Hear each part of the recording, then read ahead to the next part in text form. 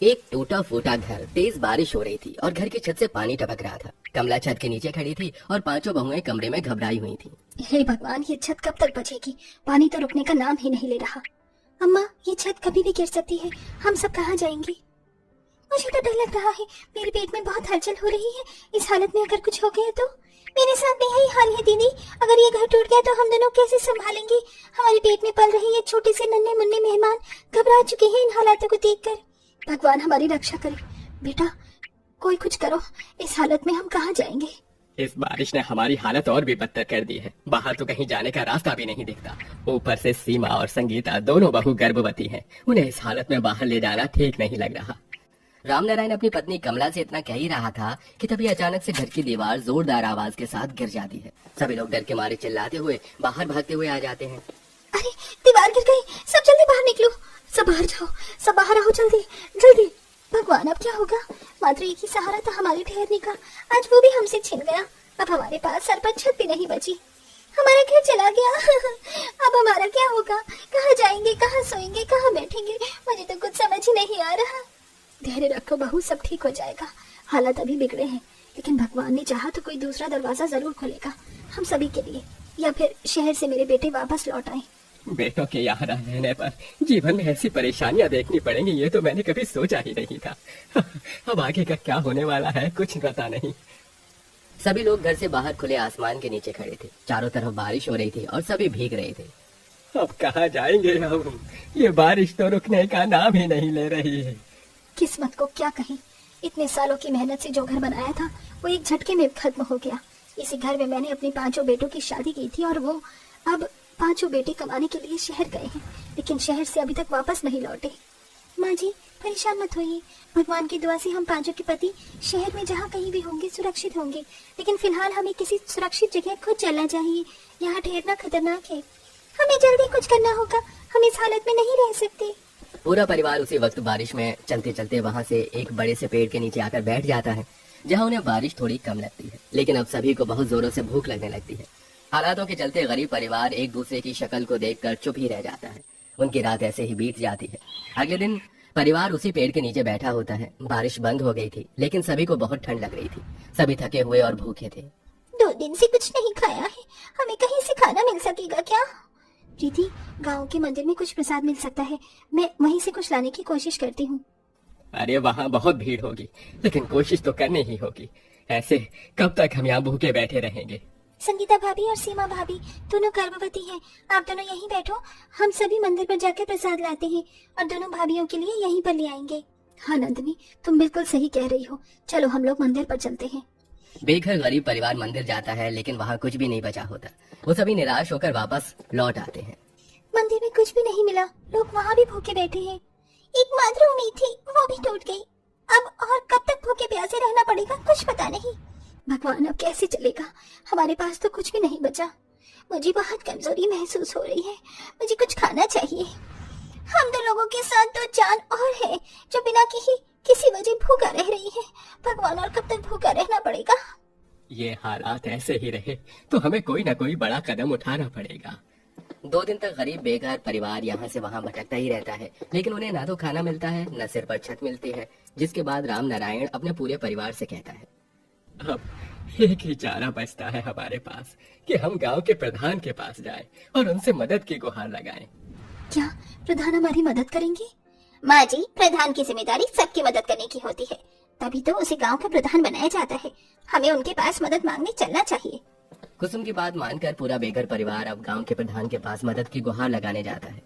तुम लोगों की हालत बहुत खराब है, लेकिन फिलहाल हमारे पास कोई योजना नहीं है। हाँ, शहर में सरकार ने कुछ बेघर परिवारों के लिए योजना चलाई है, वहाँ जाकर आवेदन करो।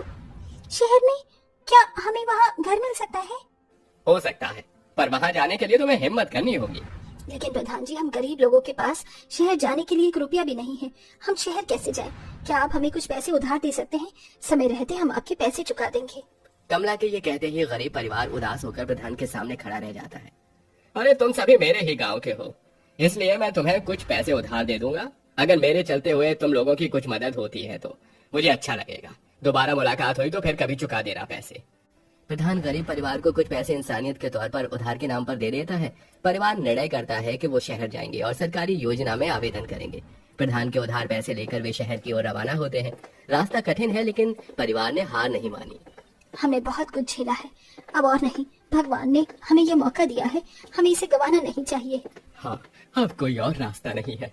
हमें शहर में जाकर अपनी किस्मत आजमानी होगी। भरोसा है मुझे, शहर जाकर हमारी परेशानी का हल जरूर निकलेगा और हमें सहारा मिल जाएगा। भगवान इतना भी निर्दयी नहीं होगा। भूखा प्यासा गरीब बेघर परिवार शहर पहुंचता है और सरकारी योजना में आवेदन करता है। वहाँ के कर्मचारी उनका आवेदन स्वीकार कर लेते हैं। कुछ दिनों बाद उन्हें एक अस्थायी शेल्टर में रहने की जगह मिल जाती है। हमें जगह मिल गई, ये भगवान का ही चमत्कार है। ये इतने दिनों बाद थोड़ी राहत मिली है, अब बस हमारे खाने का इंतजाम और हो जाए। कमला इतना बोल ही रही थी कि तभी उनके स्थायी शेल्टर में सरकार द्वारा खाना भिजवाया जाता है। गरीब परिवार सरकार द्वारा भिजवाए हुए खाने को पेट भर कर खाता है। उस दिन उन सभी के पेट की भूख शांत होती है। ऐसे ही अब शहर के उन स्थायी शेल्टर में रहते हुए उन सभी को कुछ समय बीत जाता है। कुछ समय बाद संगीता और सीमा दोनों स्वस्थ बच्चों को जन्म देती हैं। पूरा परिवार थोड़ी राहत महसूस करता है। अब हमारे परिवार में नए सदस्य आ गए हैं, ये भगवान की कृपा है। काश कि मेरे पति भी अपनी औलाद को देख पाते। हाँ, सही कहा तुमने, हमारे पति भी तो शहर में ही कहीं ना कहीं होंगे, कहीं काम कर रहे होंगे। काश कि उनसे हमारी मुलाकात भी हो जाए, वो भी अपने इन बच्चों के चेहरे देख लें।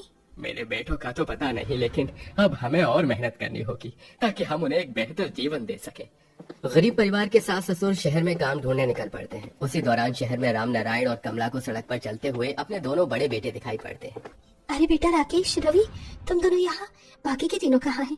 पता है तुम्हारे जाने के बाद हमारी क्या हालत हुई, और तुम दोनों ने ये क्या हालत बनाई हुई है। माँ, अब हम आपको क्या बताएं? यहाँ शहर आने के बाद तो हमारे साथ अनर्थ ही हो गया था। किसी भी तरह हम यहाँ से गांव जाने की सोच रहे थे, लेकिन अच्छा हुआ कि आप दोनों हमें यहाँ मिल गए। राकेश और रवि दोनों अपने माता पिता को बताते हैं कि किस तरह शहर आने के बाद उनके साथ धोखा हुआ। शहर आए थे वो इंटरनेशनल कंपनी में काम करने के लिए, लेकिन उन्हें एक फैक्ट्री में मजदूरों की तरह जबरदस्ती काम करवाना शुरू कर दिया। खाने के नाम पर उन्हें रोजाना सूखी रोटी ही दी जाती थी। 5 भाई उस कंपनी से बहुत मुश्किल से भागे थे। राकेश और रवि बाकी के 3 भाइयों को भी बुला लेते हैं। अब 5 बेटे उनके साथ स्थायी शेल्टर में रहने लगते हैं। यहाँ आकर चलो एक तो फायदा हुआ कि 5 बेटे वापस से मिल गए। आपने सही कहा, अब हमारा पूरा परिवार एक साथ है, ये देखकर मैं बहुत खुश हूँ। ऐसे ही वो वहाँ रहकर अपना गुजारा कर रहे थे। एक दिन परिवार को सरकारी योजना के तहत नया घर आवंटित होने की खबर मिलती है। हमें घर मिल गया, हमें घर मिल गया। भगवान ने हमारी सुन ली, अब हम फिर से एक छत के नीचे रह पाएंगे। पूरा परिवार नए घर में प्रवेश करता है। सभी के चेहरे पर खुशी है। ये घर तो छोटा है, लेकिन हमारा अपना है। अब हम सुकून से रह सकते हैं। हाँ, अब हमें किसी चीज की चिंता नहीं करनी पड़ेगी। भगवान ने हमारी मेहनत का फल दिया है।